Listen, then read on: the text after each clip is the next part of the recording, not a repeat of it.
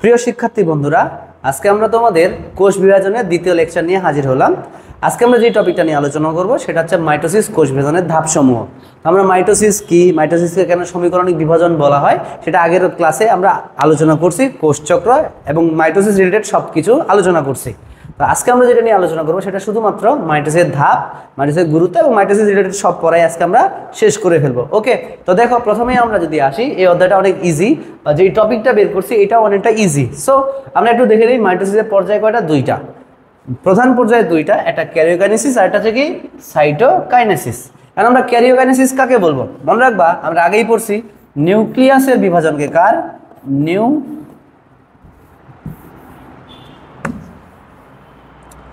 আমরা নিউক্লিয়াসের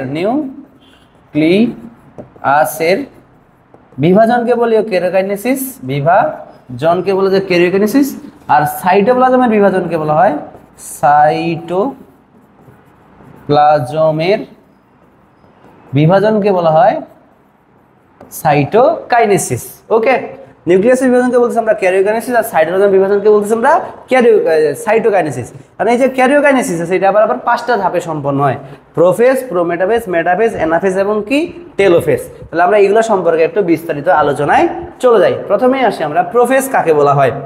মনে রাখবা প্রোফেজ, মনে রাখবা প্রো মানে আদি আর ফেস মানে হচ্ছে কি দশা। প্রো মানে হচ্ছে কি আদি, প্রো মানে হচ্ছে আদি আর ফেস মানে হচ্ছে কি দশা, অর্থাৎ প্রোফেজ শব্দটা হচ্ছে কি আদি দশা। এবার এই প্রোফেজ সম্পর্কে অনেক কথাবার্তা আছে যেটা আমরা স্মার্ট কি বলে তোমার আমরা হোয়াইট বোর্ডের মধ্যে দেখি, ভালো করে বুঝতে হবে। এখন আমরা এখানে যেই ছবিটা আনে রাখছি এটা একটা কি প্রাণী কোষের, দেখো একটু পরে এখানে আমরা যেই ছবিটা আনছি এটা হচ্ছে কি প্রাণী কোষের, কিন্তু আমাদের যেহেতু এটা প্রাণী বিজ্ঞান না, এটা হচ্ছে উদ্ভিদ বিজ্ঞান, সুতরাং আমাদের উদ্ভিদ কোষের সম্পর্কে জানতে হবে। ঠিক আছে, তাহলে দেখো আমরা যদি উদ্ভিদ কোষ সম্পর্কে জানতে যাই তাহলে আমাদের যে মেইনলি যে জিনিসটা পড়তে হবে, প্রোফেজ কি, প্রোফেজ পর্যায়ে কি কি ঘটে। এক নম্বর পয়েন্টে আসি, প্রোফেজ। প্রোফেজ ধুরু মাদার বউসে লেডিকে প্রোফেজ। ঠিক আছে, মনে রাখবা প্রো মানে আদি, ফেস মানে কি দশা, এটাতে প্রথম দশা। এবং মনে রাখবা এটা হচ্ছে দীর্ঘস্থায়ী, অর্থাৎ যেই পাঁচটা ধাপ পাইলাম প্রোফেজ, প্রোমেটাফেজ, মেটাফেজ, অ্যানাফেজ এবং টেলোফেজ, এদের মধ্যে সব থেকে বড় বা দীর্ঘস্থায়ী পর্যায় হচ্ছে কোনটা, প্রোফেজ। সব থেকে দীর্ঘস্থায়ী পর্যায় হচ্ছে কি প্রোফেজ। কারণ প্রোফেজে কি কি ঘটে, এটা আমাদের প্রাণী কোষ বাট আমরা উদ্ভিদ কোষ আঁকা শিখতে হবে। কারণ বায়োলজি মানে চিত্র, চিত্র মানে বায়োলজি। তুমি যত চিত্র সুন্দর করে আঁকবা তত মার্ক বেশি পাবা। আর চিত্র না দিয়ে দিলে শুধু বর্ণনাগুলো দাও তাহলে কিন্তু মার্ক নাই। তাহলে প্রোফেজে প্রথমে আমরা প্রোফেজের আগের দশাটাকে আমরা বলি কি, ধরো ইন্টারফেস অবস্থায় এই একটা কোষ, এই কোষের ভিতরে নিউক্লিয়াস এবং নিউক্লিওলাস আছে, যেগুলো হচ্ছে নিউক্লিয়ার রেটিকুলাম এরকম করে ধারণ করে আছে। ঠিক আছে, এটা হচ্ছে কি ইন্টারফেস অবস্থায়। কোন অবস্থায়, ইন্টারফেস। কোন অবস্থায়, ইন্টারফেস। ইন্টারফেস থেকে যখন প্রোফেজে প্রবেশ করে অর্থাৎ মাইটোসিস পর্যায়ে প্রবেশ করে তখন যে ঘটনাটা ঘটে মনে রাখবা, এক নম্বরে নিউক্লিয়াস আকারে বড় হয়, নিউক্লিয়াস আকারে বড় হয়, আকারে বড় হয়, নিউক্লিয়াস আকারে কি হয়, বড় হয়। দুই নাম্বার হচ্ছে এই যে নিউক্লিয়াসের মধ্যে নিউক্লিয়ার রেটিকুলামগুলো আছে, এই নিউক্লিয়ার রেটিকুলামগুলো জল বিয়োজন করে খাটো এবং মোটা সুতার মতো পরিণত হয়, তখন তাকে আমরা বলি কি ক্রোমোজোম। খাটো মোটা সুতার মতো তৈরি হয় তাকে বলে কি ক্রোমোজোম। কি বলি আমরা, ক্রোমোজোম। আর ক্রোমোজোমের এই অংশটাকে আমরা বলি কি সেন্ট্রোমিয়ার, না অরঞ্জিত অঞ্চলকে বলা হয় সেন্ট্রোমিয়ার। ঠিক আছে, আর এগুলাকে বলতেছি আমরা কি রে, বাহু। এগুলা বলার কারণ কি একটু পরেই বুঝতে পারবা। এবার এই ক্রোমোজোমগুলো কি হলো, প্রথমে নিউক্লিয়ার রেটিকুলাম জল বিয়োজন করলো, কি বললাম, নিউক্লিয়ার রেটিকুলাম জল বিয়োজন করে খাটো এবং মোটা হয়। নিউক্লিয়ার রেটিকুলাম জল বিয়োজন করে, জল বিয়োজন বলতে কি বোঝাচ্ছে, দেহ থেকে জল বের করে দিয়ে জল বিয়োজন করে কি হচ্ছে, খাটো ও মোটা হয়, খাটো এবং মোটা হয়, তখন এগুলোকে আমরা ক্রোমোজোম বলি। ঠিক আছে, তিন নম্বর পয়েন্টে যে ঘটনাটা ঘটে সেটা হচ্ছে কি, এই জল বিয়োজন ফলে ক্রোমোজোমগুলো যে খাটো এবং মোটা হইলো, এরপরে এই যে সেন্ট্রোমিয়ারটা আছে না, এই সেন্ট্রোমিয়ার বাদ দিয়ে প্রত্যেকটা বাহু লম্বালম্বি দুইটা অংশে বিভক্ত হয়, এরকম লম্বালম্বি দুইটা অংশে বিভক্ত হয়ে এরকম করে আমাদের দুইটা ক্রোমাটিডে পরিণত হয়। কি হয়? দুইটা ক্রোমাটিডে পরিণত হয়। এগুলোকে আমরা কি বলতেছি?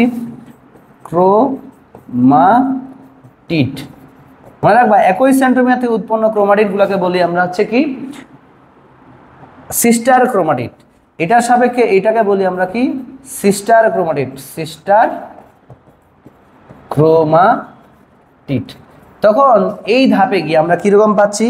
এই ধাপে আমাদের চিত্রটা হবে এরকম, ঠিক আছে?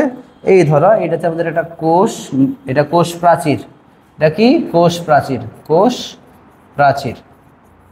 এর ভিতরে হচ্ছে আমাদের নিউক্লিয়াস আকারে বড় হইল এবং তার ক্রোমোজোমগুলা লম্বালম্বি দুইটা অংশে বিভক্ত হয়ে এরকম কি হলো? ক্রোমাটিডে পরিণত হইলো। এরকম কি হইলো? ক্রোমাটিডে পরিণত হলো। কিসে পরিণত হবে?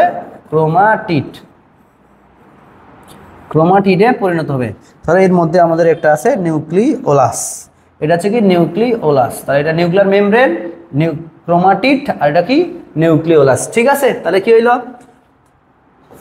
এই ধাপের শেষের দিকে, প্রবেশ ধাপের শেষের দিকে কি হইলো? ক্রোমোজোমের সেন্ট্রোমিয়ার ব্যতীত বাহু লম্বালম্বি বিভাজিত হয়ে দুটি ক্রোমাটিড সৃষ্টি করে। দুটি ক্রোমাটিড সৃষ্টি করে। ওকে, দুটি ক্রোমাটিড সৃষ্টি করে। এরপরে যদি আমি দেখি 4 নম্বর পয়েন্টটা, সেক্ষেত্রে কি হবে? এই যে নিউক্লিয়ার মেমব্রেন এবং নিউক্লিওলাসের বিলুপ্তি শুরু হয়। কি হয়? নিউক্লিয়ার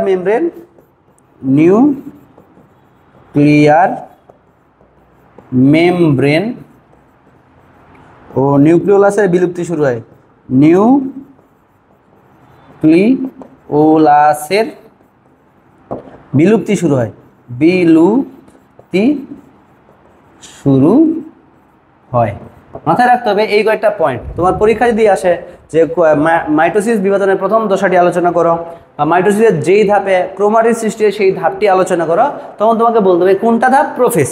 আর এই প্রোফেজের মধ্যে আমরা বলেই ফেললাম এটা হচ্ছে সবচেয়ে দীর্ঘস্থায়ী পর্যায়। প্রত্যেকটা ক্রোমোজোমের সেন্ট্রোমিয়ার ব্যতীত লম্বালম্বি দুটি সূত্রে বিভক্ত থাকে, আর প্রতিটি সূত্রকে আমরা কি বলতেছি? ক্রোমাটিড।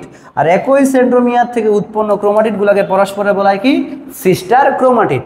ঠিক আছে? এরপর দেখো, নিউক্লিয়ার মেমব্রেন এবং নিউক্লিওলাসের বিলুপ্তি ঘটতে থাকে এবং স্পিন্ডল যন্ত্রের তৈরির সূচনা ঘটে। এই যে দেখো, স্পিন্ডল যন্ত্রের তৈরির সূচনা ঘটে। এটাও কিন্তু সূচনা হয় প্রোফেজ ধাপেই। মেটাফেজে ধাপে একটা পূর্ণাঙ্গ স্পিন্ডল যন্ত্রের তৈরি হলো। স্পিন্ডল যন্ত্র তৈরির সূচনা ঘটে কোন ধাপে? প্রোফেজ ধাপে। এছাড়াও দেখো যে এই ধাপের শেষের দিকে ক্রোমোজোমের নিউক্লিয়ার এনভেলপের বিলুপ্তি ঘটতে থাকে। তাহলে এগুলা তুমি পড়বা, তোমার বইয়েও সেম কথাগুলো লেখা আছে, একটু হয়তোবা জটিল করে লেখা আছে। ওই জটিল লেখাগুলোকে আমরা সহজ করলাম কি? প্রোফেজ। প্রো মানে আদি, ফেজ মানে দশা। প্রোফেজ দশায় কি হচ্ছে? নিউক্লিয়াস আকারে বড় হয়, নিউক্লিয়ার রেটিকুলামগুলো জল বিয়োজন করে, দেহ থেকে জল বের করে দিয়ে তারা খাটো এবং মোটা হয়। তখন তাদের ক্রোমোজোম বলি। প্রত্যেকটা ক্রোমোজোমের সেন্ট্রোমিয়ার ব্যতীত বাহুগুলো লম্বালম্বি বিভাজিত হয়ে দুটি ক্রোমাটিডে পরিণত হয় এবং এই ধাপের শেষের দিকে নিউক্লিয়ার মেমব্রেন এবং নিউক্লিওলাসের কি হয়? বিলুপ্তি শুরু হয়। আবার একটা জিনিস মনে রাখবা, স্পিন্ডল যন্ত্রের তৈরিরও কিন্তু সূচনা ঘটে কোন ধাপে? প্রোফেজ ধাপে। এরপরে চলে যাবো আমরা পরবর্তী যে দশাটা, তার নাম হচ্ছে কি? প্রোমেটাফেজ। তার পরবর্তী দশাটার নাম হচ্ছে কি? প্রোমেটাফেজ। এটাও খুব ইম্পর্ট্যান্ট এবং মাথায় রাখতে হবে, এটা হচ্ছে 5টা ধাপের মধ্যে সব থেকে স্বল্পস্থায়ী। কিটা? স্বল্পস্থায়ী। তাহলে দীর্ঘস্থায়ী হচ্ছে প্রোফেজ, আর স্বল্পস্থায়ী হচ্ছে কোনটা? প্রোমেটাফেজ। ঠিক আছে? তো এই যে প্রোমেটাফেজে আমরা যদি যাই, তাহলে দেখো আমরা আগের মতোই ছবি আঁকা শুরু করি।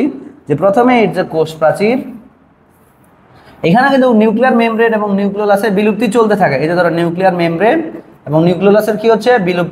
বিলুপ্তি এখনো সম্পূর্ণরূপে বিলুপ্ত হয় নাই, চলতেছে। এই জন্য এটাকে আমরা ভেঙে ভেঙে দেখাইছি। এটা নিউক্লিয়ার মেমব্রেন আর এটা নিউক্লিওলাস। প্রথমে হচ্ছে কি? 1 নম্বর পয়েন্ট আমরা লিখবো কি? নিউক্লিয়ার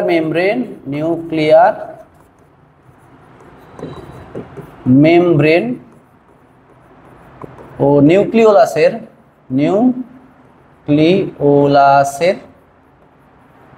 বিলুপ্তি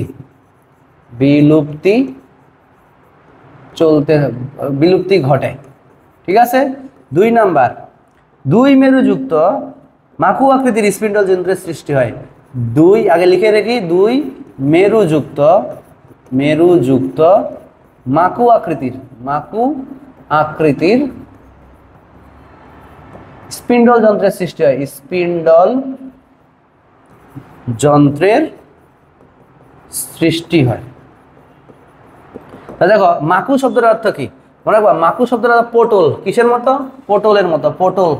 পটল দেখছো না, যে মাঝভাগটা মোটা আর 2 প্রান্ত কি রে সরু, এটাকেই বলতেছি আমরা মাকু আকৃতির স্পিন্ডল যন্ত্র। এখন স্পিন্ডল যন্ত্র তৈরি হয় আমাদের 2 মেরু থেকে। আমাদের যে কি সেন্ট্রোমিয়ার, এটা প্রাণী কোষের ক্ষেত্রে সেন্ট্রোমিয়ার, কিন্তু উদ্ভিদ কোষের ক্ষেত্রে মাইক্রোটিবিউল এই স্পিন্ডল যন্ত্রের সৃষ্টি করে। এই 2 মেরুযুক্ত একটা স্পিন্ডল যন্ত্রের এরকম মাকু আকৃতির, কোন আকৃতির? মাকু আকৃতির স্পিন্ডল যন্ত্রের সৃষ্টি হয়। ওকে, এই যে স্পিন্ডল যন্ত্রের 2 মেরুর মাঝামাঝি যে অঞ্চলটা আছে, এই মাঝামাঝি অঞ্চলটাকে আমরা বলি বিষুবীয় অঞ্চল বা ইকুয়েটর অঞ্চল। এটাকে আমরা বলি কি রে?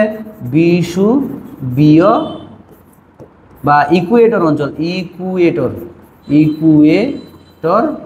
অঞ্চল, বিষুবীয় বা ইকুয়েটর অঞ্চল। এখন এই যে বলছে যে স্পিন্ডল যন্ত্রের এক মেরু থেকে, এটা একটা মেরু, এটা একটা মেরু, এই এক মেরু থেকে অপর মেরু পর্যন্ত যে সুতার মতো অংশগুলো আছে তাদেরকে বলা হয় স্পিন্ডল ফাইবার। এটাকে বলা হয় কি রে? Spindle fibre. যেগুলো হচ্ছে স্পিন্ডল ফাইবার। আর এই স্পিন্ডল ফাইবারগুলোর মধ্যে আমাদের ক্রোমোজোমগুলা বিভিন্ন স্থানে অবস্থান করে। তাহলে আমরা এরকম করে ক্রোমোজোমগুলা বিভিন্ন স্থানে অবস্থান করে দিলাম। ঠিক আছে, এই জায়গায় একটা, এই জায়গায় একটা, ঠিক আছে, আর এই জায়গায় ধরো একটা দিয়ে দিলাম। এবারে 3টা কি আছে? ক্রোমোজোম আছে। এবার দেখো এখানে একটা কথা মাথায় রাখতে হবে, যে আমরা বলবো কি স্পিন্ডল যন্ত্রের, এইটা একটু লিখে রাখি, স্পিন্ডল যন্ত্রের 2 মেরুর মাঝামাঝি অঞ্চলকে বলা হয়, মাঝামাঝি অঞ্চলকে বলা হচ্ছে কি? অঞ্চলকে বিষুবীয় অঞ্চল বলে। বিষুবীয় অঞ্চল বলে। ঠিক আছে, এই বিষুবীয় অঞ্চলের 2 দিকে আমাদের ক্রোমোজোমগুলো অবস্থান করতেছে। তাহলে লেখা আছে স্পিন্ডল যন্ত্রের 2 মেরুর মধ্যবর্তী অঞ্চলকে বলা হয় ইকুয়েটর অঞ্চল বা বিষুবীয় অঞ্চল, আর স্পিন্ডল যন্ত্রের 2 মেরু পর্যন্ত বিস্তৃত তন্তুকে বলা হচ্ছে স্পিন্ডল ফাইবার। তাহলে এই দিক থেকে, এই প্রান্ত মেরু থেকে ওই মেরু পর্যন্ত যে সুতার মতো অংশটা আছে তাকে বলা হচ্ছে স্পিন্ডল ফাইবার। প্রাণী কোষের 2 মেরুতে এস্টারে বিচ্ছুরিত হয়। আর এখানে ক্রোমোজোমাল নৃত্য দেখা যায়। আমরা এখানে 4 নাম্বার পয়েন্টটা লিখতে পারি, ক্রোমোজোমাল নৃত্য দেখা যায়। ক্রোমোজোমাল নৃত্য দেখা যায়। ঠিক আছে, কারণ ক্রোমোজোমাল নৃত্যটা কীরকম এটা যদি আমরা বুঝতে চাই, দেখো এর পরবর্তী যে ধাপটা আছে মেটাফেজ, এর পরবর্তী ধাপটা কি? মেটাফেজ ধাপে দেখবা ক্রোমোজোমের সেন্ট্রোমিয়ারগুলো বিষুবীয় অঞ্চলে থাকার ট্রাই করে। তো দেখো এই ক্রোমোজোমটাকে বিষুবীয় অঞ্চলে যাইতে হলে এইদিকে যাইতে হবে, এটাকে গেলে উপরে যাইতে হবে, এটাকে গেলে উপরের দিকে যাইতে হবে। তো যখন তারা বিভিন্ন স্থানে থাকে তখন তারা বিষুবীয় অঞ্চলের দিকে ধাবিত হওয়ার সময় তাদের মধ্যে একটা কি হয়? কম্পনের সৃষ্টি হয়। এই যে কম্পনের সৃষ্টি, এই কম্পনটাকেই বলতেছি আমরা ক্রোমোজোমাল নৃত্য। ওই যে তোমরা একটা মিমস দেখছো মনে হয়, মাইটোসিসের মধ্যে ওই যে একটা কোষ আছে, ওটার ভিতরে আছে দিল বিচ তেরে লে ড্যাব করকে, এরকম একটা গান আছে না? ঠিক এরকম তারা কি করতেছে? এটা ডান্স দেখাচ্ছে। এই যে ডান্স দেখাচ্ছে, এই ডান্সটাকেই বলা হচ্ছে কি? ক্রোমোজোমাল নৃত্য। তাহলে কি বললাম? বিষুবীয় অঞ্চলে বিন্যস্ত হওয়ার জন্য ক্রোমোজোমের মধ্যে একটা কি আন্দোলনের বা কি কম্পনের সৃষ্টি হয়, সেই কম্পনটাকেই বলতেছি আমরা ক্রোমোজোমাল নৃত্য। এখানে দেখো নিউক্লিয়ার মেমব্রেন এবং নিউক্লিয়াস সম্পূর্ণ বিলুপ্তি ঘটে। যদিও সম্পূর্ণ বিলুপ্তি ঘটাটা আমরা মেটাফেজের ক্ষেত্রে সব থেকে অ্যাপ্রোপ্রিয়েট, এখানে তারপরে মনে রাখবা বিলুপ্তি ঘটে, সম্পূর্ণ না হলেও বিলুপ্তি ঘটে। তাহলে আমরা কি বললাম প্রোমেটাফেজ ধাপ সম্পর্কে?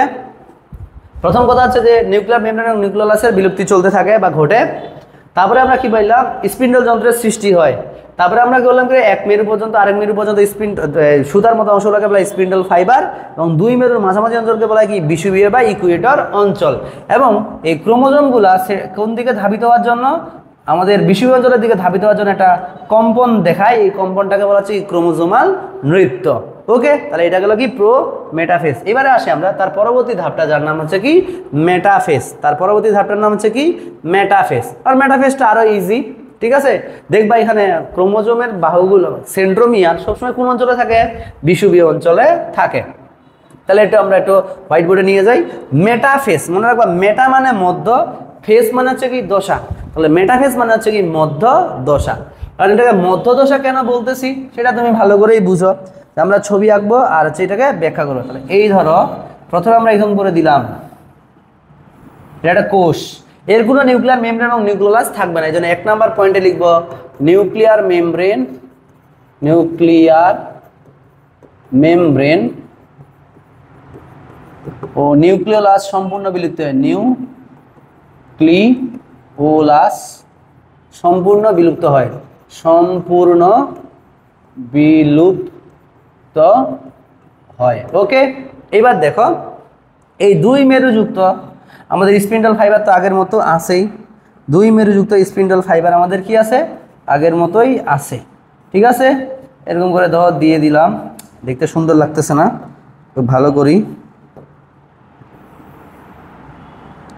দেখো, আমরা 2 মেরুযুক্ত স্পিন্ডল যন্ত্রের সৃষ্টি করতেছি। ওকে, এই যে আমাদের এখানে বলছে যে ক্রোমোজোমগুলা সবসময় একদম কোথায় অবস্থান করবে, আমাদের বিষুবীয় অঞ্চল বরাবর অবস্থান করবে। কোথায়? এই যে বিষুবীয় অঞ্চল পরে, এদিকে একটা ক্রোমোজোম, হ্যাঁ কি আঁকতেছি,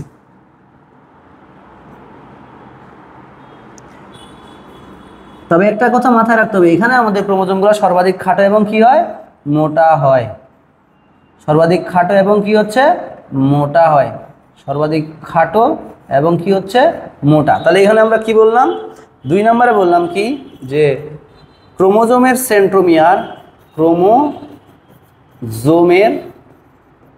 সেন্ট্রোমিয়ার, সেন্ট্রোমিয়ার কোথায় অবস্থান করে? বিষুবীয় অঞ্চলে, বিষুবীয় অঞ্চলে অবস্থান করে। আর এই বিষুবীয় অঞ্চলে অবস্থানটাকে বলা হয় মেটাকাইনেসিস। কি বলা হয়? মেটাকাইনেসিস। বিষুবীয় অঞ্চলের অবস্থানটাকে আমরা কি বলি? মেটাকাইনেসিস বলা হয়। এরপরে যদি আমি 3 নম্বর দেখি, ক্রোমোজোমগুলো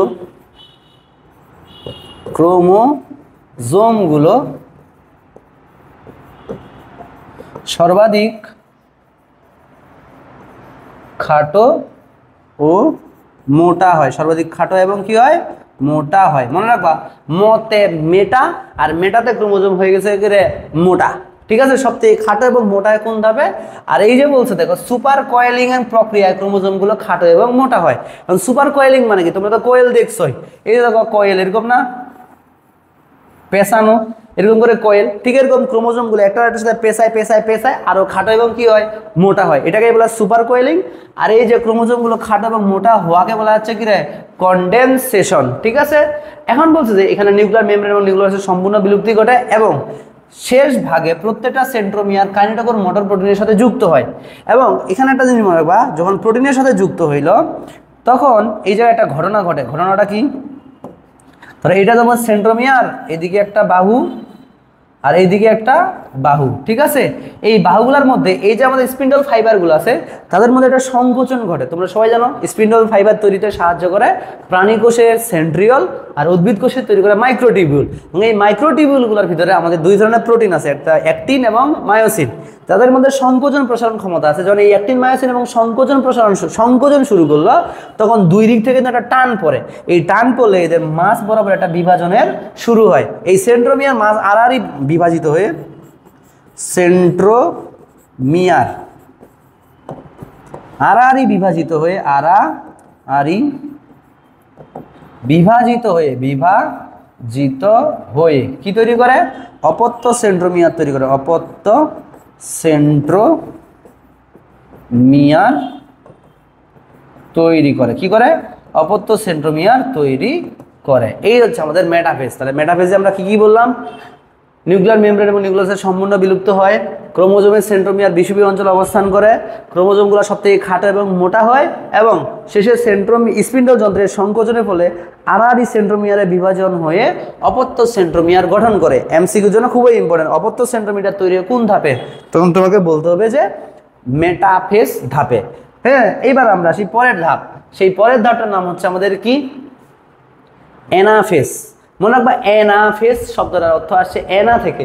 মনে রাখবা অ্যানা মানে কি গতি, আর ফেস মানে হচ্ছে কি রে দশা। তার মানে অ্যানাফেজ মানে হচ্ছে কি গতির দশা। অ্যানাফেজ মানে কি গতির দশা। তাহলে দেখো আমরা এখানে একটু ভালো করে বুঝি। অ্যানা মানে কি? অ্যানা মানে গতি, আর ফেস মানে হচ্ছে কি দশা। তাহলে এটা হচ্ছে কি গতির দশা। অ্যানাফেজ মানে হচ্ছে কি গতির দশা। এখন কেন এটাকে গতির দশা বলতেছি সেটা একটু বোঝার ট্রাই করো। তাহলে আমরা প্রথমে আগের মতো ছবি আঁকি। এটা হচ্ছে আমাদের কোষ।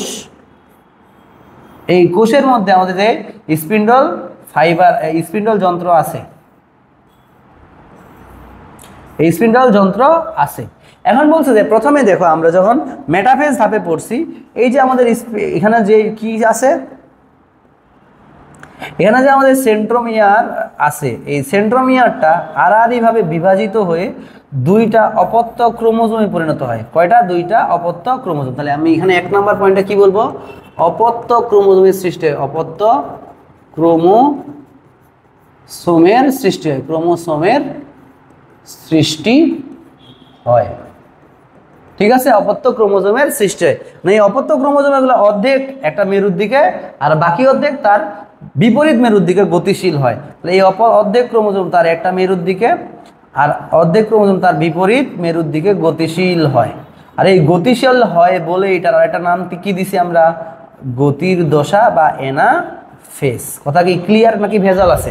ঠিক আছে, তাহলে কি বললাম যে অপত্য ক্রোমোজোমের সৃষ্টি হয়। 2, যে ক্রোমোজোমগুলো মেরুমুখী চলন প্রদর্শন করে। ক্রোমোজোমগুলো মেরুমুখী চলন প্রদর্শন করে। মেরুমুখী চলন প্রদর্শন করে। চলন প্রদর্শন করে।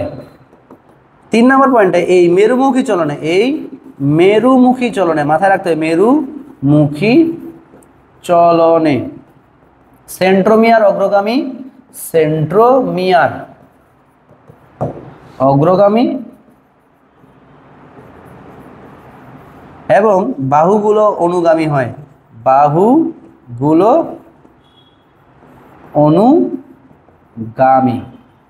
কি হচ্ছে? অনুগামী। তাহলে দেখো এই যে সেন্ট্রোমিয়ার সামনের দিকে আছে, এই জন্য মেরুর দিকে আছে, এই জন্য এটা বলে অগ্রগামী, আর বাহুগুলো থাকে তার কি পিছনের দিকে। খুবই ভালো করে মাথায় রাখতে হবে। ঠিক আছে, এখন এই ধাপে ক্রোমোজোমগুলো দেখতে VLJI এর মতো মনে হয়। তাহলে কি হলো? অ্যানাফেজ ধাপে ক্রোমোজোমগুলো দেখতে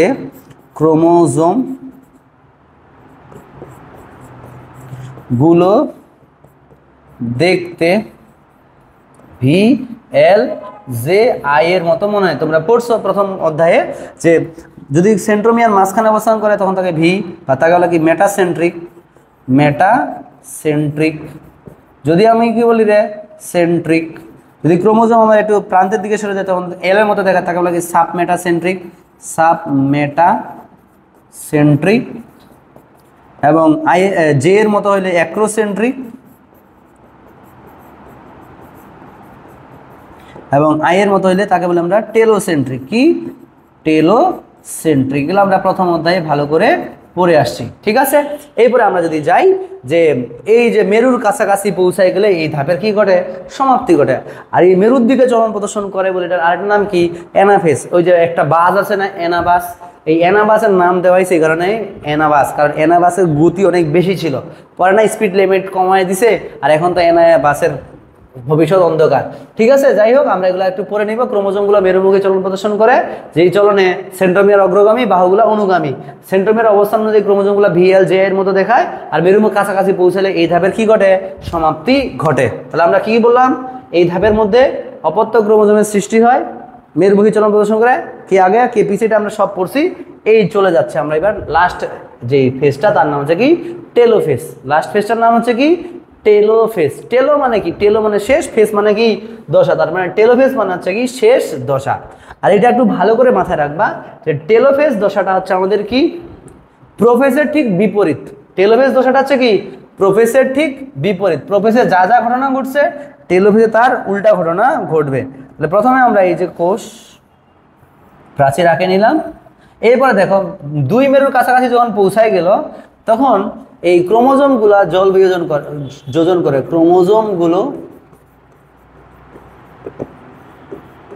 জল যোজন করে, জল যোজন করে লম্বা ও চিকন সুতায় পরিণত হয়, চিকন চিকন সুতায় পরিণত হয়, সুতায় পরিণত হয়। আমরা যে মেটাফেজ ধাপে পড়ছিলাম না যে কয়েলিং অবস্থায় আছে, তোমরা একটা নুডলসের কথা চিন্তা করো, ম্যাগি নুডলস। এই যে ম্যাগি নুডলসকে যখন আমরা প্যাকেটের মধ্যে দেখি অনেকগুলা পেঁচায় পুষায় আসে, আবার যখন পানিতে ছেড়ে দিই তখন দেখবা সেটা কি হয়, একদম পানিটাকে শোষণ করে একদম বড় লম্বা সুতায় পরিণত হয়, তাই না? ঠিক এরকম এখানেও ঘটনা ঘটবে, মেরুর কাছাকাছি পৌঁছাইলে তারা জল যোজন করে এবং লম্বা সুতার মতো অংশে পরিণত হয়। এখন বলছে 2 নাম্বার পয়েন্টে যে আমরা ওই যে পড়ছিলাম না সেট ক্রোমোজোমের গৌণ কুঞ্চন, সেট ক্রোমোজোমের গৌণ কুঞ্চন মিলিত হয়ে, গৌণ কুঞ্চন মিলিত হয়ে নিউক্লিওলাসের পুনরাবির্ভাব ঘটে, নিউক্লিওলাসের পুনরাবির্ভাব ঘটে, আবির্ভাব ঘটে। ঠিক আছে, নিউক্লিওলাসের পুনরাবির্ভাব ঘটে। এখন পুনরাবির্ভাব বলতে কি বুঝাচ্ছি আমরা? ঠিক আছে, ওই যে সেট ক্রোমোজোমের গুণগণের ফলে নতুন করে নিউক্লিওলাসের সৃষ্টি হয়, নতুন করে নিউক্লিয়ার কি বলে তোমার আমাদের নিউক্লিয়ার মেমব্রেনের সৃষ্টি হয়, নিউক্লিওলাস সুতার মতো অংশ, আর এর বাইরে আছে কি রে আবরণ। এইভাবে মূলত আমাদের 2টা নতুন নিউক্লিয়াসের সৃষ্টি হচ্ছে। আমি এটা লিখতেছি না, এখানে সুন্দর করে লেখা আছে। প্রত্যেকটা অপত্য ক্রোমোজোম বিপরীত মেরুর কাছে পৌঁছায়, চলনের সমাপ্তি ঘটে, ক্রোমোজোমগুলো নিউক্লিয়াসে জল যোজন করে, ফলে ক্রোমোজোমগুলো কুণ্ডলিত ভাঁজে ক্রমান্বয়ে খুলতে থাকে এবং প্রত্যেকটা ক্রোমোজোম লম্বা সরু সুতায় পরিণত হয় এবং শেষ পর্যায়ে নিজেরা জড়িয়ে নিউক্লিয়ার রেটিকুলাম গঠন করে। এবার স্পিন্ডল যন্ত্রের কাঠামো ধীরে ধীরে অদৃশ্য হয়ে যায়, এই স্পিন্ডল যন্ত্রগুলো আস্তে আস্তে কী হয়ে যাচ্ছে, নষ্ট হয়ে যাচ্ছে। কথাটা কি ক্লিয়ার?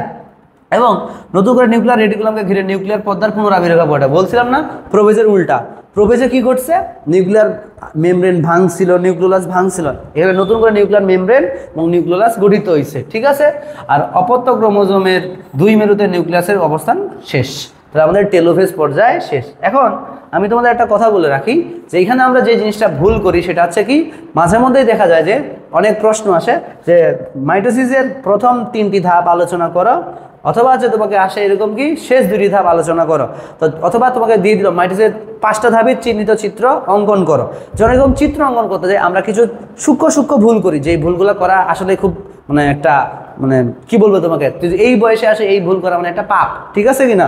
যে কারণে তোমাকে ছবিগুলোকে আমি একদম প্রথম থেকে শেষ পর্যন্ত আবার আগে দেখাচ্ছি। প্রোফেজ ধাপে কি হইল, নিউক্লিওলাসের মধ্যে নিউক্লিয়ার মেমব্রেনের মধ্যে আমাদের ক্রোমাটিডের সৃষ্টি হলো। কি হইল? ক্রোমাটিড সৃষ্টি হলো। কি হইল? ক্রোমাটিডের সৃষ্টি হইলো। মাথায় রাখবা এখানে জয়টা ক্রোমাটিড নিতে হবে, প্রত্যেকটা ছবিতে তুমি কি নিবা, তয়টাই ক্রোমাটিড, কারণ এটা সমীকরণের বিভাজন। এখানে যদি 3টা নাও তাহলে প্রত্যেকটা ছবিতে 3টা নিবা, এখানে যদি 4টা নাও তাহলে প্রত্যেকটাতে কি নিবা, 4টা। তাহলে দেখো 2, এটা হচ্ছে প্রোফেজ। প্রোমেটাফেজ ধাপে কি ঘটনা ঘটতেছে, প্রোমেটাফেজ ধাপে তোমাদের নিউক্লিয়ার মেমব্রেন এবং নিউক্লিওলাসের কি হচ্ছে, বিলুপ্ত হচ্ছে। আমরা এখানে ফোটা ভেঙে দেখাবো। ঠিক আছে, আর 2 মেরুযুক্ত একটা কি হয়, স্পিন্ডল যন্ত্রের সৃষ্টি হয়, স্পিন্ডল যন্ত্রের সৃষ্টি হয়। আর এই স্পিন্ডল ফাইবারের জায়গায় আমাদের কি থাকে, ক্রোমোজোমগুলো বিভিন্ন স্থানে অবস্থান করে। আচ্ছা, ক্রোমোজোমের ছবিটা আমি একটা আলাদা অন্য কালার দিয়ে দেখাই। এইখানে আমাদের ক্রোমোজোমগুলো অবস্থান করে। ঠিক আছে, এই ক্রোমোজোমগুলা অবস্থান করে। আর 2 মেরু মাঝামাঝি অঞ্চলকে আমরা কি বলি, বিষুবীয় অঞ্চল। এটা হলো আমাদের কি, মেটাফেজ। এবার যাও আমরা যে কি মেটাফেজ, কোন ধাপ, মেটাফেজ। এই মেটাফেজ দশায় আমাদের নিউক্লিয়ার মেমব্রেন এবং নিউক্লিওলাসের সম্পূর্ণ বিলুপ্তি ঘটে, যার ফলে এখানে শুধুমাত্র আমরা কি পাবো, স্পিন্ডল যন্ত্র পাবো। কি পাবো, স্পিন্ডল যন্ত্র। ঠিক আছে, এরকম করে এবার আমরা কি বলছি, ক্রোমোজোমগুলো কোন জায়গায় অবস্থান করে, বিষুবীয় অঞ্চলে অবস্থান করে। এবং ক্রোমোজোমগুলো কি হবে, সর্বাধিক খাটো এবং মোটা হবে। ক্রোমোজোমগুলো সর্বাধিক খাটো এবং কি হবে, মোটা। অবশ্যই এই ছবির থেকে এখানে খাটো এবং কি দিবা, তুমি মোটা দিবা। কারণ এখানে আরেকটা ভুল করে মানুষজন, যে আমি এখানে যেই ফাইবারে রাখছি পরের বার ওই ফাইবারে রাখি না। এটা একটা কিন্তু ভুল হওয়ার সম্ভাবনা, ছোট্ট ভুল। তুমি এখন ধরো এটা এই জায়গায় ছিল আর তুমি এইটা এইখানে না দিয়ে এইখানে দিছো, তাহলে কিন্তু ভুল হয়ে যাবে। ঠিক আছে, এটা হলো কি মেটাফেজ। কি হলো, মেটাফেজ। এনাফেজ দশায় কি ঘটতেছে, আমাদের সঞ্চালন ঘটতেছে দুই মেরুর দিকে। তো দুই মেরুর দিকে যখন সঞ্চালন ঘটবে, এখানে একটা ভেজাল পড়ে, এই যে আমরা স্পিন্ডল ফাইবার আগে আঁকে নেই,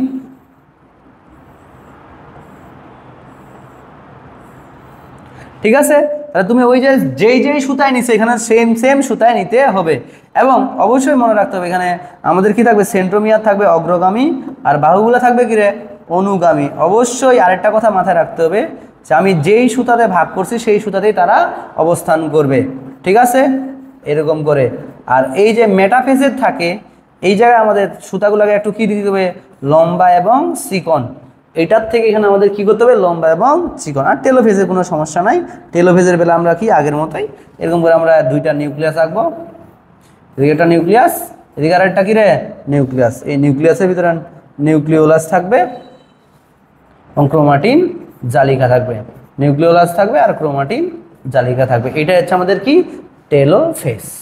ওকে, এই হচ্ছে আমাদের কি হলো, টেলোফেজ দশা। হ্যাঁ, এই যে পাঁচটা, তাহলে এটা আমার কি, অ্যানাফেজ, এটা হচ্ছে কি, টেলোফেজ। এবার চলে যাচ্ছে আমরা পরবর্তী যেই পড়াটা, ঠিক আছে। ছবিটা তুমি একদম ভালো করে মাথায় রাখবা, তিনটা নিছো সব জায়গায় তিনটা, অনেকে এখানে তিনটা নেয় তো এখানে চারটা নেয়, ওখানে পাঁচটা নেয়, ঠিক আছে, এই ভুলগুলো করা যাবে না। আর যেই সুতাতে রাখছো তোমাকে সেই সুতাতেই রাখতে হবে। আর মেটাফিজের বেলা একটা কথা মনে রাখতে হবে যে সবার থেকে সে খাটো এবং কি হবে, মোটা হবে। ওকে, এবার চলে যাচ্ছে আমরা সাইটোকাইনেসিস। এবার আমরা যেটা যাবো সেটা হচ্ছে কি, সাইটোকাইনেসিস। সাইটোকাইনেসিস কাকে বলা হয়, মনে রাখবা সাইটোপ্লাজমের বিভাজনকেই বলা হয় কি, সাইটোকাইনেসিস। এবং সাইটোকাইনেসিস উদ্ভিদের ক্ষেত্রে একরকম আর প্রাণীদের ক্ষেত্রে কি আরেক রকম। তো আমরা চলে যাই সাইটোকাইনেসিস। তো সাইটোকাইনেসিস,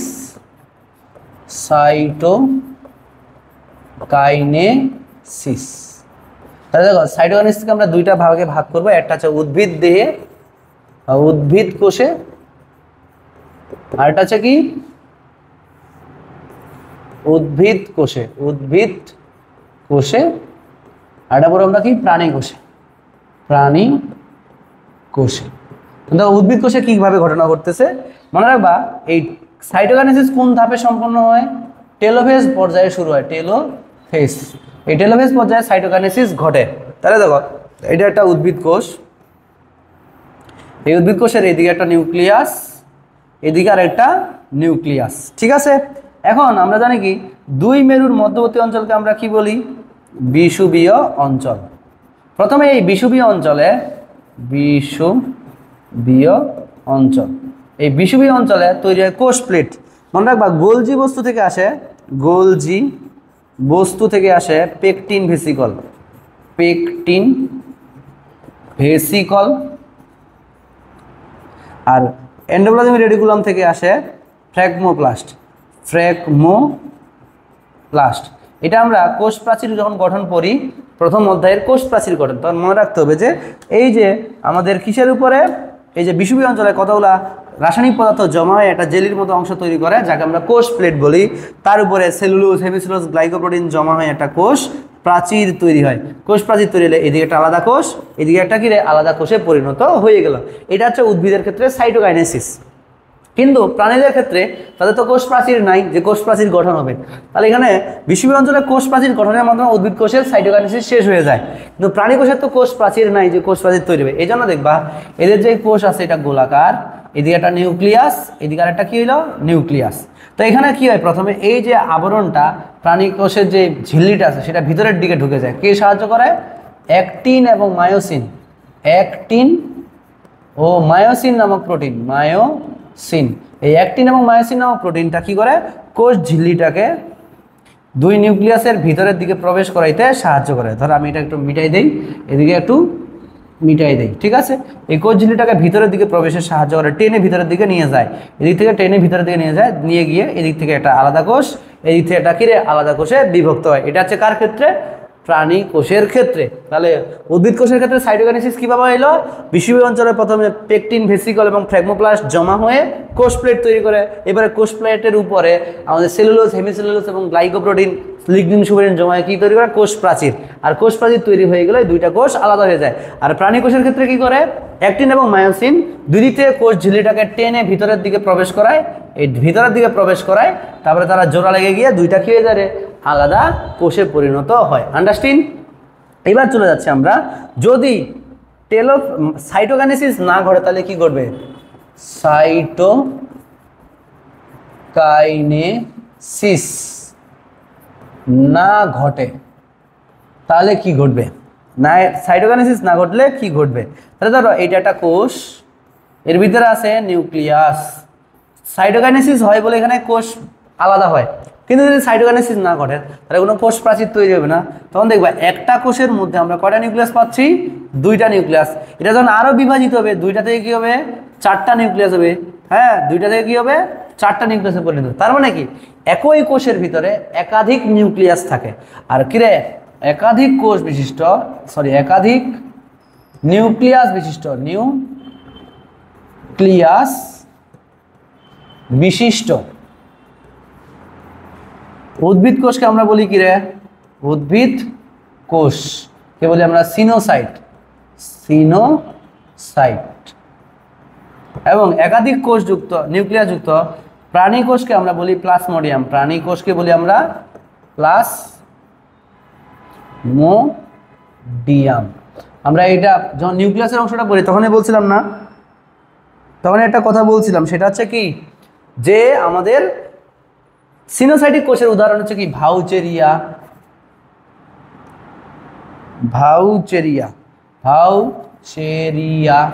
বোট্রিডিয়াম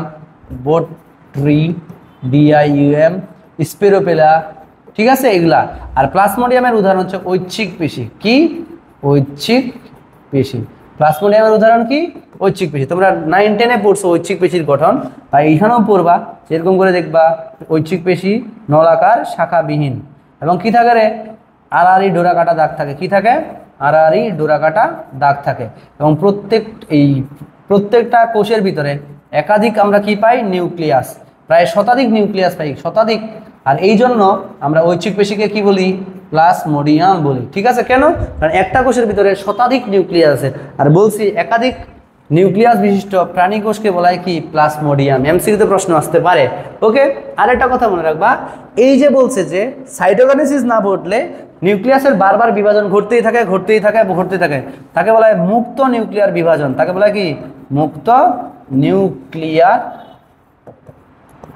বিভাজন এটাকে আমরা বলি কি মুক্ত নিউক্লিয়ার বিভাজন আর মুক্ত নিউক্লিয়ার বিভাজনের ফলে কিন্তু ডাবের পানির সৃষ্টি হয় ঠিক আছে ডাবের প্রাণীর সৃষ্টি হয় এবার দেখো আমরা পড়াটা একটু পড়ে নেই যে সাইটোকাইনেসিস কি বিভাজন তো সাইটোকাইনেসিস দুই ভাগে বিভক্ত হওয়াকে সাইটোকাইনেসিস বলা হয় উদ্ভিদের ক্ষেত্রে কি হয় কোষ প্লেট এবং কোষ প্রাচীরের মাধ্যমে ঘটে এন্ডোপ্লাজমিক রেটিকুলাম থেকে আসা ফ্র্যাগমোপ্লাস্ট এবং ক্ষুদ্র ভেসিকল মিলিত হয়ে তৈরি করে কোষ প্লেট আর প্লাজমা লেমান এবং ঝিল্লি কোষ প্লেট সৃষ্টিতে সাহায্য করে এছাড়াও কোষ প্লেটের উপরে সেলুলোজ হেমিসেলুলোজ পেকটিন অন্যান্য রাসায়নিক পদার্থ জমা তৈরি করে কোষ প্রাচীর তৈরি করে কিন্তু প্রাণীদের ক্ষেত্রে অ্যাক্টিন এবং মায়োসিন কোষ ঝিল্লিকে ভাঁজের সৃষ্টি করে পরে ভিতরের দিকে ঢুকে গিয়ে আলাদা হয়ে যায় মুক্ত নিউক্লিয়ার বিভাজন কি বলছি সাইটোকাইনেসিস না ঘটলে কোষের ভিতরে খালি ক্যারিওকাইনেসিস ঘটবে তখন এক নিউক্লিয়াসের ভিতরে এক কোষের ভিতরে একাধিক নিউক্লিয়াস থাকবে এই ধরনের ঘটনাকে বলা হয় মুক্ত নিউক্লিয়ার বিভাজন আর এই ধরনের উদ্ভিদ কোষকে বলা হয় সিনোসাইট আর প্রাণী কোষকে বলা হয় কি রে প্লাজমোডিয়াম এবার আসি অনিয়ন্ত্রিত মাইটোসিস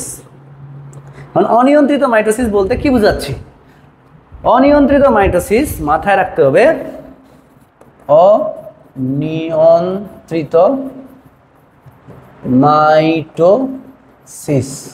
অনিয়ন্ত্রিত মাইটোসিস আমরা কাকে বলতেছি দেখো মাইটোসিস একটা নিয়ন্ত্রিত প্রক্রিয়া যেখানে কি হয় একটা কোষ থেকে দুইটা কোষের সৃষ্টি হয় আবার এই দুইটা কোষ বিভাজিত হলে প্রত্যেকটা কোষ থেকে দুইটা থেকে আবার চারটা এরকম করে কোষ বিভাজন ঘটে এবং সেটা একটা কি নিয়ন্ত্রিত প্রক্রিয়া এই কোষ বিভাজনটাকে নিয়ন্ত্রণ করে মূলত দুইটা প্রোটিন একটা সিডিকে বা cyclin dependent kinase cyclin dependent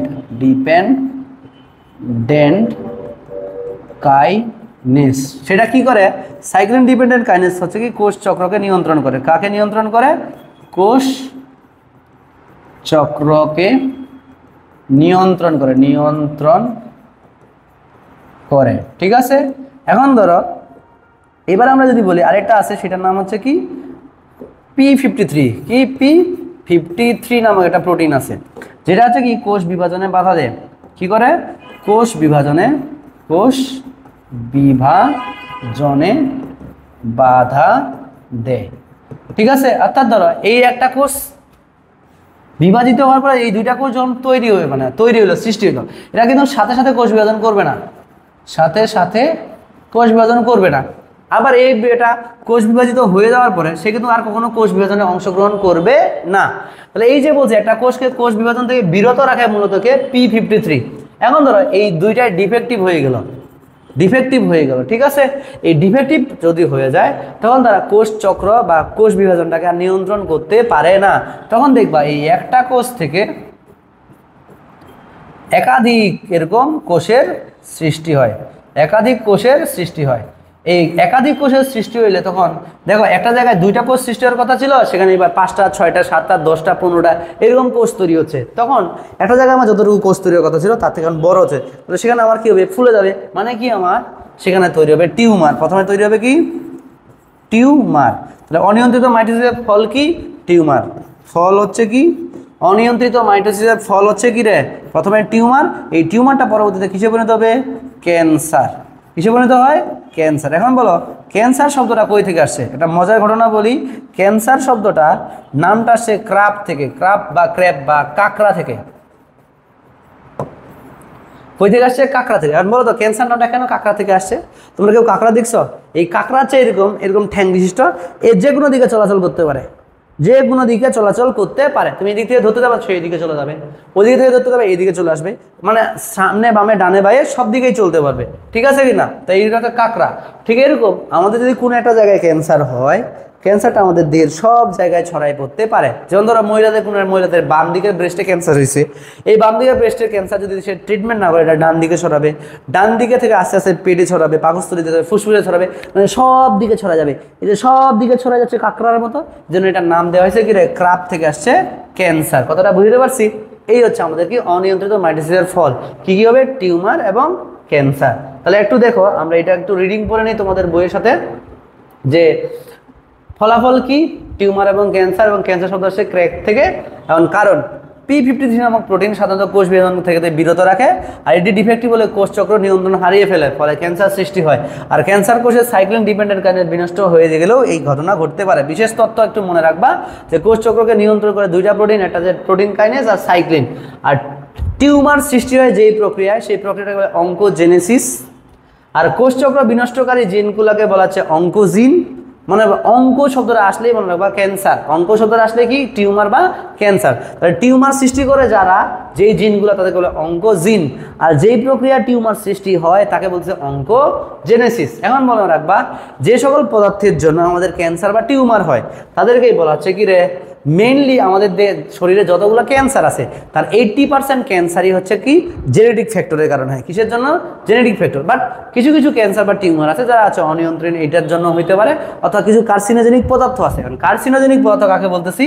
যে সকল পদার্থের জন্য আমাদের শরীরে ক্যান্সার বা কার্সিনোমা নামক একটা ক্যান্সার, মানে কার্সিনোমা আছে ক্যান্সার একটা স্টেজ, সেটাকেই বলেছি আমাদের কি?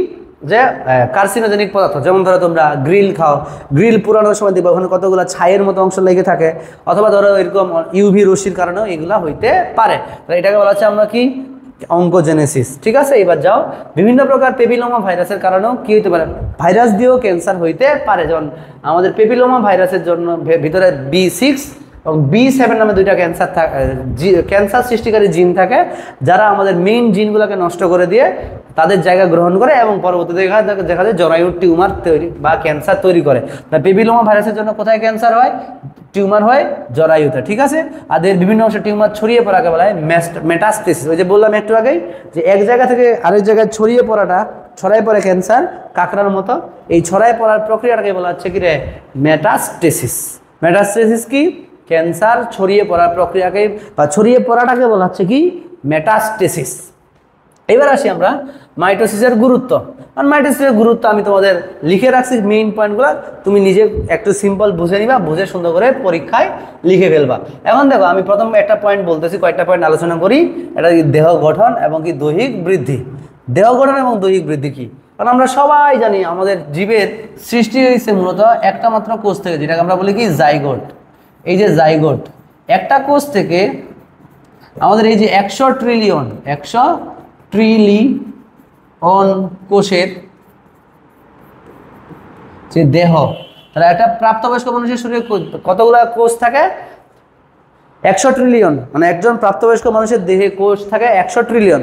শুরু হয়েছে একটা থেকে, সর্বশেষ 100 ট্রিলিয়ন তৈরি। এই যে এতগুলা কোষ কিভাবে সৃষ্টি হলো? বিভাজনের মাধ্যমে। দেহের গঠন এবং দৈহিক বৃদ্ধির জন্য আমাদের কি দরকার? মাইটোসিস।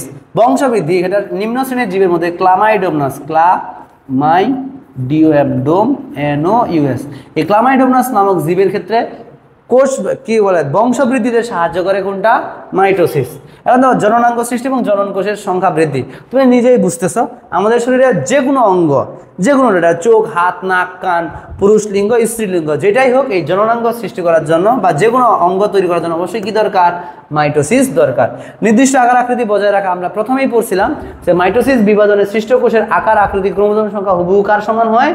মাতৃকোষের সমান হয়। কার সমান? মাতৃকোষ। এই জন্য বলছে, তার মানে তাদের নির্দিষ্ট আকার আকৃতি কি থাকে? বজায় থাকে। এরপরে যদি আমরা দেখি পরের ইয়াতে যাই, এখানে বলা হয়েছে কি? নিউক্লিয়াস এবং সাইটোপ্লাজমের মধ্যে ভারসাম্য। তোমরা সবাই জানো যে আমাদের মাইটোসিস বিভাজনের বেলায় নিউক্লিয়াস একবার বিভাজিত হয় আর সাইটোপ্লাজমও কয়বার রে? একবার বিভাজিত হয়। এই জন্য এদের মধ্যে একটা নিউক্লিয়ার এবং সাইটোপ্লাজমের মধ্যে একটা কি থাকে? ভারসাম্য বজায় থাকে। এবার ক্রোমোজোমের সংখ্যা সমতা রক্ষা করে, আগেই পড়ছি, সম সংখ্যক ক্রোমোজোম বিশিষ্ট নতুন কোষের সম সংখ্যক ক্রোমোজোম বিশিষ্ট নতুন কোষের সৃষ্টি করে। ক্ষতস্থান পূরণ, এখন ধরো ক্ষতস্থান পূরণটা কি বোঝাচ্ছে? আমার এই জায়গায় আমি অ্যাক্সিডেন্ট করলাম, ধরো যে এই জায়গায় আমার একটা কোষ এখান থেকে মাংসপেশি উঠে গেল, মাংসপেশি যদি আমার উঠে যায়, এটা কি সারা জীবন আমার কি থাকবে? ওটা কি সারা জীবন আমার হচ্ছে কি ক্ষতস্থান থাকবে? থাকবে না। বারবার মাইটোসিস বিভাজনের মাধ্যমে ওই ক্ষতটা কি হয়ে যাবে রে? পূরণ হয়ে যাবে। বারবার মাইটোসিস বিভাজনের ফলে ওই ক্ষতস্থান কি হবে? পূরণ হয়ে যাবে। এই জন্য বলছে ক্ষতস্থান পূরণ। মানে এই দুইটা জিনিস দেখো, ক্রমাগত ক্ষয়পূরণ এবং পুনরুৎপাদন দুইটাই সেম। ক্রমাগত ক্ষয়পূরণ বলতে কি বোঝাচ্ছে? ক্রমাগত ক্ষয়পূরণ বলতে বোঝাচ্ছে, ধরো আমাদের এই যে ত্বক আছে, এই ত্বকের কোষগুলা তোমরা শীতে আসলে এইভাবে যদি টান দাও দেখবে সাদা সাদা দাগ পড়ে। কেন? কারণ আমাদের ত্বকের কোষ একটা নির্দিষ্ট সময় পর মারা যায়। যেমন আরবিসি 120 দিন পর মারা যায়। কি আরবিসি কতদিন পর? 120 দিন পর মারা যায়। কতদিন? 120। আর ত্বকের যে কোষগুলো আছে সেগুলো আছে 10 থেকে 12 দিন পর মারা যায়, আবার নতুন করে সৃষ্টি হয়। এই যে যেই কোষগুলোর আয়ুষ্কাল নির্দিষ্ট, সেগুলোকে পুনরায় সৃষ্টি করতে সাহায্য করে কোনটা? আমাদের মাইটোসিস ধাপ। এবং গুণগত স্থিতিশীলতা বজায় রাখা এবং অনিয়ন্ত্রিত মাইটোসিসের কুফল তো আমরা আগেই পড়ছি। অনিয়ন্ত্রিত মাইটোসিসের ফলে কি হয়? টিউমার এবং ক্যান্সার হয়। তাহলে দেখো আমরা আজকের লাস্ট একটা টপিক পড়বো, সেটা হচ্ছে মাইটোটিক ইন্ডেক্স। কি পড়বো? Mitotic index. কি পড়বো? Mitotic index. Last topic mitotic index, ঠিক আছে? বা সংক্ষেপে এটাকে আমরা এমআই বলি। কি বলি? এমআই। মাইটোটিক ইন্ডেক্স কি? এটা একটা সূচক। কিসের সূচক বলতো? যে একটা টিউমার আমার কত তাড়াতাড়ি বড় হচ্ছে, অথবা একটা টিউমার কত কম তাড়াতাড়ি বড় হচ্ছে, বা দ্রুত বড় হচ্ছে নাকি আস্তে আস্তে বড় হচ্ছে, সেটার জন্য আমাদের মাইটোটিক ইন্ডেক্স জানাটা খুবই জরুরি। মনে রাখবা এটা একটা টিস্যু। আমরা জানি কি একটা টিস্যুর ভিতরে অসংখ্য কোষ থাকে, কারণ আমরা সংজ্ঞাতেই পড়ছি একাধিক কোষ মিলিত হয়ে যখন একই কাজ সম্পন্ন করে, একই জায়গা থেকে উৎপত্তি লাভ করে যখন একই কাজ সম্পন্ন করে, তখন তাকে আমরা বলি কি রে? টিস্যু। তাহলে একগুচ্ছ কোষ একই জায়গা থেকে উৎপত্তি লাভ করে যখন একই কাজ করে, তখন তাকে আমরা বলি কি? টিস্যু। আর এখানে টিস্যুতে ধরে না, আমরা এখানে 30টা কোষ হবে। কয়টা কোষ? 30টা কোষ আছে। আর একটা টিস্যুর সব কোষগুলাই কি বিভাজিত হবে? হবে না। কোন কোন কোষটা বিভাজনে অংশগ্রহণ করতেছে সেইটা আছে, ধরো এইটা, এই 5টা কোষ বিভাজনে অংশগ্রহণ করে। কি করে? বিভাজনে অংশগ্রহণ করে। তার মানে মনে রাখতে হবে এই বিভাজনরত কোষ এবং ওখানে মোট কোষের সংখ্যার অনুপাতকেই বলা হচ্ছে কি? Mitotic index. তাহলে কি বললাম? বিভাজনরত কোষের সংখ্যা এবং মোট কোষের সংখ্যার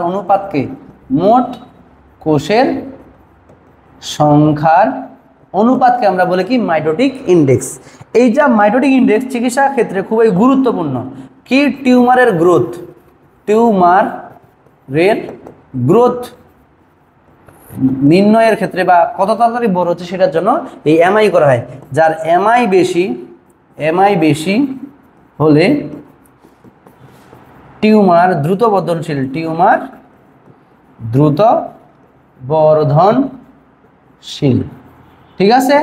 আর এমআই যদি কম হয়, এমআই কম হলে টিউমারটাকে কম দ্রুত বর্ধনশীল। ঠিক আছে, মানে আস্তে আস্তে বড় হচ্ছে, এক কথায় শেষ। তাহলে এমআই দিয়ে আমরা টিউমার কত তাড়াতাড়ি বড় হচ্ছে বা ক্যান্সারের স্টেজে যাচ্ছে কিনা সেটা নির্ধারণ করার জন্য আমরা কি করি, এমআইটাকে, এই যে মাইটোটিক ইন্ডেক্সটাকে জানাটা খুব জরুরি। তাহলে দেখো আমাদের সব পড়া শেষ, আশা করি খুব ভালো করেই বুঝছো। এখন এখান থেকে তুমি কি পড়বা, তুমি এটা আমার পড়াটা পড়বা, স্লাইডটা দেখবা, আর তোমার বইয়ের সাথে যে যে অংশগুলো আছে সেগুলো দাগায় ফেলবা। ফার্স্ট কথা হচ্ছে যে আমি বলি যে বায়োলজিতে চিত্র ছাড়া কোনো পড়ালেখা হয় না। তো তুমি পরীক্ষায় মার্ক পাইতে গেলে তোমাকে অবশ্যই চিত্র দিতেই হবে। হ্যাঁ, তো এই জন্য তোমার প্রত্যেকটা ধাপের চিত্র তোমাকে ভালো করে পড়তে হবে। নেক্সট কথা হচ্ছে যে এই অধ্যায় থেকে, এই টপিকটা থেকে প্রশ্ন আসার মতো প্রত্যেকটা ধাপ সেপারেটলি আসতে পারে, একসাথেও আসতে পারে। তোমাকে বলতে পারে এরকম যে প্রথম 3টি ধাপ আলোচনা করো, অথবা শেষ 2টি ধাপ আলোচনা করো, অথবা এইভাবে একদম স্পেসিফিকভাবে বলে দাও যেই ধাপে ক্রোমোজোমগুলো সর্বাধিক খাটো এবং মোটা সেগুলো আলোচনা করো, অথবা গতির দশাটি আলোচনা করো, এরকম করে আসতে পারে। এবং ঘ নম্বরে আসবে মাইটোসিসের গুরুত্ব। এর বাইরে কোনো পড়ালেখা নাই। আশা করি সবাই বুঝছো। সবাই ভালো থাকা, সুস্থ থাকা। ধন্যবাদ সবাইকে।